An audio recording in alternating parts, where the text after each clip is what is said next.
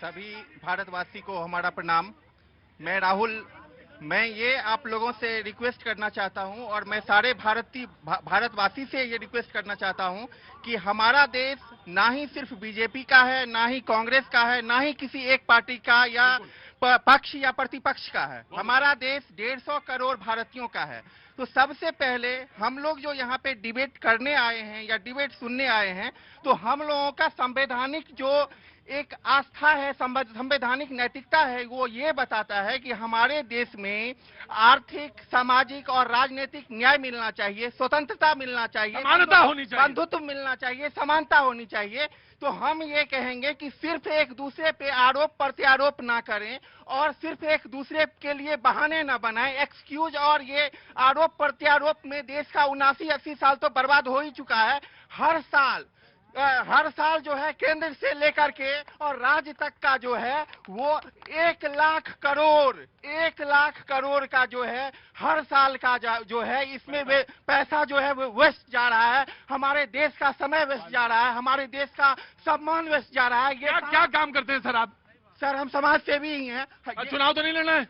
चुनाव हम लड़ चुके हैं, हम एमएलए चुनाव भी लड़ चुके हैं। हारे या जीते? चुनाव हम हार चुके हैं। कोई बात नहीं, चुनाव हम जीते नहीं। हाँ। हमारा आप सबसे ये रिक्वेस्ट। कहाँ से लड़े? बिहार से? बिहार में कहाँ से लड़े? बिहार में गौराबोराम विधानसभा हमारा था। जिला? दरभंगा। वो दरभंगा के जगह से दूसरी जगह लड़ो, कुछ सोचो। हाँ, मेरा ये मानना है कि हम यहाँ पे जो डिबेट कर रहे हैं, ये सोच जो है आज के डेट में ग्लोबलाइजेशन है, ग्लोबल विलेज बन गया है हमारा ये विश्व। ये यहाँ पे जो आप एक दूसरे पे आरोप प्रत्यारोप करके और पूरे देश का बजट की ऐसी मैं आपका नाम जानना चाहता हूँ। मैं राहुल झा, पूरा नाम राहुल झा। राहुल जी, दरअसल दिक्कत बताएं क्या है? आप जैसे लोग दिक्कत के हैं और हमारे जैसे लोग वाले दिक्कत वाले हैं, क्योंकि ना तो आप इधर झुके ना आप उधर झुके। अगर एक तरफ कहीं झुक जाए तो आप विधायक बन जाएंगे और मैं देश का नंबर 1 पत्रकार बन जाऊंगा। वो छूट गए थे आप, बाद में आता हूं जी। जनाब अली, हमारी तरफ ऐसे क्यों नाराज होकर देखते हो यार? I love you. देखिए, एक चीज तो मैं ये कहना चाहूंगा, बहुत ज्यादा नहीं, राहुल गांधी इतने सीरियस है एजुकेशन को लेके। इनका मैं कह रहा हूं, जब से पार्लियामेंट करियर स्टार्ट हुआ आज तक सिंगल एक प्राइवेट बिल लेके आए हैं, ये पूछा है उन्होंने प्रश्न या कुछ किया उन्होंने कि एजुकेशन से रिलेटेड एक चीज। उसके पहले मैं बताता हूं, अमेठी के अंदर ये मेंबर ऑफ पार्लियामेंट रहे हैं, रायबरेली के अंदर रहे हैं, इनके पिताजी भी रहे अमेठी के अंदर, सारी चीजें रही हैं। एमपी लैड फंड से बता दीजिए आज भी रायबरेली से उसके पहले एजुकेशन से लिए कितने रुपए दिए हैं। अमेठी की हालत यह थी साहब, वहां पे एक निहालगढ़ रेलवे स्टेशन था 2014 के पहले, जब तक मोदी जी की सरकार नहीं आई थी। वहां महिलाओं के लिए छोड़िए, किसी के लिए शौचालय नहीं बना था। तो जो व्यक्ति शौचालय नहीं बना सकता, खाता नहीं खोल सकता, वो व्यक्ति शिक्षा पे बात करेगा। हिमाचल में बता दीजिए कितने नए स्कूल इन्होंने खोले हैं और पुराने स्कूल जो हैं वो सही कितने चल रहे हैं। कितनी नई इन्होंने इंजीनियरिंग कॉलेज वहां बनाया, कितने नए मेडिकल कॉलेज खोले। कर्नाटक का हाल ये हो चुका है कि कांग्रेस के नेता उनका स्कूल, अगर कांग्रेस का नेता नहीं तो उसका स्कूल नहीं। राइट। अच्छा, कम से कम अनिरुद्ध भाई आपका धन्यवाद, आपने ये तो कबूला कि वहां एक रेलवे स्टेशन था। वो अलग बात है मोदी जी उस पर चाय बेचे कि नहीं मुझे नहीं पता, लेकिन व्यक्तिगत टिप्पणी नहीं। व्यक्तिगत टिप्पणी नहीं। मोदी जी ने देश तो नहीं बेचा, चाय बेची, गरीब के बेचा, नफरत है। अमित शाह मोदी जी ने तो बेचा। और अभी जहाँ की ये बात कर रहे थे वहां के आदमी यहाँ खड़े हैं। अब पूछ लेते हैं लाइव टेस्ट भाजपा के झूठ का। भैया बता दो, अमेठी का कहानी रेलवे स्टेशन पर। अमेठी की कहाँ के? तुम अमेठी के रहने वाले हो? क्या उम्र तुम्हारी? वो हालत थी अमेठी की, भगवान अगर कहीं पैदा हो जाता। अरे वो क्या बताएंगे अमेठी, मैं बताता हूँ। अमेठी, आओ इधर आओ। अमेठी में कोई पैदा हो गया तो भगवान ने बचाता था फिर भगवान। अरे रुको,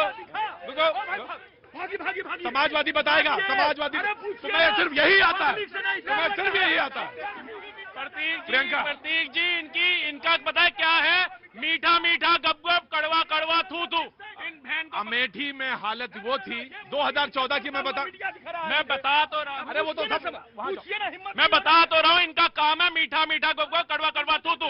इन बहन को अगर अमेठी का बस स्टैंड, इन बहन को अगर प्रधान चुन लिया गया तो भाई साहब कहते हैं शुक्रिया अदा राजीव गांधी जी का करिए कि रिजर्वेशन आपको मिल गया। तो मैं कहता हूँ एक बार अगर रिजर्वेशन इनको मिलने से प्रधान बन गए तो 84 के दंगों में जब सिखों का नरसंहार हुआ उसके लिए भी राजीव गांधी जी को याद करिए, जब उन्होंने कहा पेड़ गिरता है धरती हिलती है, तो कभी उसको भी याद करिए ना। दंगे के लिए नहीं, राजनीति की बात कर रही है। जब पुलिस मांगी थी क्यों नहीं दी? पुलिस मांगी नहीं दी। मध्य प्रदेश में दिग्विजय सिंह की सरकार सारी बात बाइज्जत रिहा हुए, बाइज्जत रिहा हुए, बाइज्जत रिहा हुए, मतलब कोर्ट के बाहर बताएंगे ये सारी बात। मुझे ये तो नहीं मालूम, लेकिन मुझे अमेठी मालूम है। मेरा अमेठी देखा हुआ है, मैं अमेठी के बारे में जानता हूँ। रोज रोज बोलते हो जी, रोज रोज नहीं जी। बात बहुत सिंपल थी, विकास की बात कर रहे थे। उत्तर प्रदेश की देख लेते, 26,000 से ज्यादा स्कूल बंद हो गए, ये ऑन रिकॉर्ड है। दूसरी बात, 9 साल में जितना बजट एलोकेट हुआ वो एग्जीक्यूट नहीं हो पाया, ये भी ऑन रिकॉर्ड है। तो जब पैसा एग्जीक्यूट नहीं कर पा रहे हैं तो ये विकास कर कहां से रहे हैं? एक रोड बनती गंगा एक्सप्रेसवे, उसमें आज 84 गड्ढे आते हैं, ये भी ऑन रिकॉर्ड है। Right, very good, very good. Pratik ji, सारी बातें हो रही हैं, मैं इनको याद दिला दूं। व्यक्तिगत टिप्पणी की बात कर रहे हैं ना, मैं इनको याद दिला दूं कि 1964 में जवाहरलाल नेहरू जी का, जिसे अंतिम उनका इंटरव्यू कहा जाता है, दूरदर्शन के आर्काइव पे वह इंटरव्यू उपलब्ध है। उसमें जवाहरलाल नेहरू जी ने प्रधानमंत्री होते हुए कहा, भारत में अनाज की कमी इसलिए है क्योंकि लोग यहाँ के ज्यादा खाने लगे हैं। ये ऑन रिकॉर्ड है, ये दूरदर्शन के आर्काइव में रखा हुआ है। ये बिल्कुल बिल्कुल। न कांग्रेस न बीजेपी, जवाहरलाल नेहरू आज नहीं है, आप महात्मा गांधी आज नहीं है कि उनके आरोप लगा रहे हो? आज आप शासन में हो, आज ये बता रहे हैं उस समय की हालत ऐसी थी। वो गए, आज आप हो, आपसे सवाल होगा। आज गेंद जी के नल पर जिंदा है, 4 साल बाद वो देखेगा आपने क्या किया और वोट देगा और बीजेपी का सफाई होगा। 12 साल में जोड़ लो, पूरे 60 साल 70 साल को 12 साल में जोड़ करके अपने आप को महान कहलाओ। हर बात में टीका टिप्पणी करो। ऐसा है कि मैं जो कह रहा हूं यह अंग्रेजी का इंटरव्यू है, दूरदर्शन के आर्काइव पे उपलब्ध है। अगर इसे देखना चाहे जनता जाके देख सकती है। दूसरी बात, अगर ये कहते हैं कि वंदे मातरम की बात ही नहीं हो रही यहां, मैं ये कह रहा हूं कि जो पार्टी आजादी की लड़ाई का श्रेय लेना चाहती है वह वंदे मातरम को टुकड़ों में स्वीकार कर रही है। ये कौन सी राजनीति है? इनको स्पष्ट करना चाहिए कि यह क्या यह एजेंडा राजनीतिक है या वैचारिक? जी प्रतीक जी, देश का भविष्य जो है वो सवाल पूछने वाले युवाओं से बनेगा, चुप रहने वाले युवाओं से नहीं। यहाँ पर उत्तराखंड, बिहार, मैं झारखंड देश को बांट नहीं रही हूँ, मैं पूरे देश के शिक्षकों की और आपके छात्रों की बात कर रही हूँ। शिक्षक है वो परेशान है, छात्र हैं वो परेशान है, और ये कह रहे हैं कि जी हम बीजेपी के राज्य में ये हुआ था और कांग्रेस के राज्य में हुआ था। कांग्रेस ने स्कूल बनाए, इस सरकार में बंद हो गए, तो सवाल तो पूछना पड़ेगा ना। जो यहाँ पर जो भी व्यवस्था है उस पर सवाल उठेंगे कि नहीं उठेंगे? इस देश का से राजनीति में जो भी तमाशे हो रहे हैं उसका एक हल है, कांग्रेस के प्रवक्ता जाएं, राहुल, सोनिया, प्रियंका के हाथ जोड़ ले कि वो राजनीति छोड़ दे, बाकी सब सही हो जाएगा। वकील साहब ने इतना तो कबूला कि जवाहरलाल नेहरू अंतिम समय में भी इंटरव्यू देते थे, अभी वाले तो इंटरव्यू ही नहीं दे रहे हैं। उनसे तो पूछा जाता है, आम चूस के खाते हो, काट के खाते? ऐसा करो, कपिल शर्मा शो में जाओ। कपिल शर्मा शो में मोदी जी को भेजे। एक मिनट, क्या नहीं, मोदी को भेजे प्लीज।